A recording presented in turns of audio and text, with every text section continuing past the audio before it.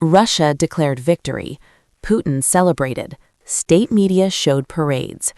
But just weeks later, Ukraine exposed one of the biggest propaganda lies of 2025, right in Kupiansk. Stay with me because what really happened here changes everything.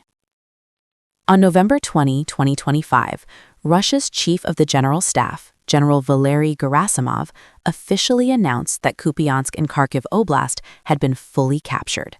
President Vladimir Putin repeated the claim, calling it a major strategic victory. For the Kremlin, this was supposed to be a turning point, proof that Russia was regaining momentum after months of setbacks. Russian state media went into full celebration mode. Triumphant music, maps turning red, bold headlines declaring Ukraine's defenses shattered. Journalists were even invited to tour the so-called captured city on December 2, showing carefully staged footage to the world. Clean streets, calm backgrounds, not a single sign of active fighting.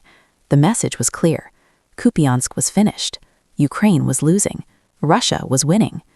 But this is where the story takes a sharp turn. Because while Moscow was celebrating on television, Ukrainian forces were preparing something very different on the ground. Fast forward to December 12th.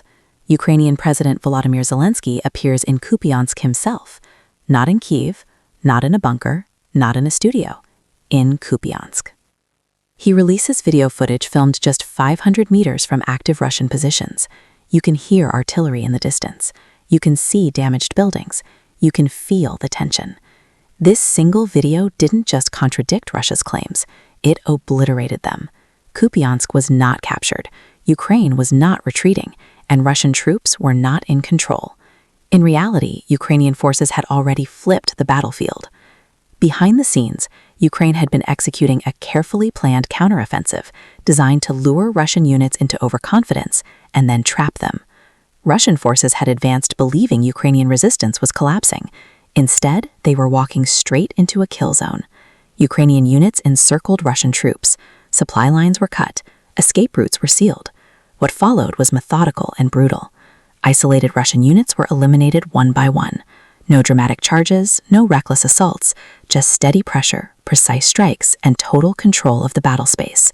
Reports indicate that more than 1,000 Russian soldiers were killed during this operation, a devastating loss hidden behind Moscow's propaganda curtain. So how did Ukraine pull this off? This was not luck. This was not improvisation. This was planning.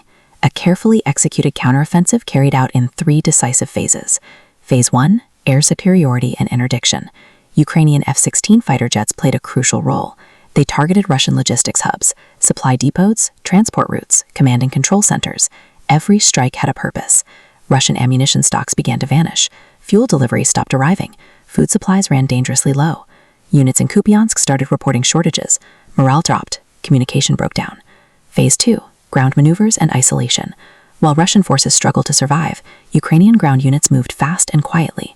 Nearby villages were liberated. Bridges were destroyed. Pipelines were cut. Key roads leading into Kupiansk were severed. Russian forces suddenly realized they were surrounded. No reinforcements, no evacuation, no resupply, just a tightening Ukrainian grip. Phase 3, systematic clearance. Once the trap was fully closed, Ukrainian units advanced carefully, one pocket at a time. No rush, no chaos. Drones identified positions. Artillery softened defenses. Infantry moved in with precision. Russian resistance collapsed. Entire units surrendered. Others attempted desperate breakouts and failed. Now let's talk about who made this possible. Key Ukrainian formations involved in the Kupiansk operation included the National Guard's Kartia Corps, the 13th Brigade, the 475th Assault Regiment, the 92nd Assault Brigade, the International Legion, and the 144th Mechanized Brigade. These units were not acting randomly. The operation traced back to a special search and strike group formed in September 2025 by Ukraine's Commander-in-Chief, Alexander Syrsky. Kupiansk was the result of months of preparation, deception, and coordination. And this is why Kupiansk matters. Kupiansk is not just another town on the map. It's a critical rail and road hub connecting Russian supply networks in eastern Ukraine. Russia has wanted it since 2022. They lost it once, and they've been trying to claw it back ever since. For months, Russian forces quietly infiltrated the area, convinced they were preparing a decisive takeover.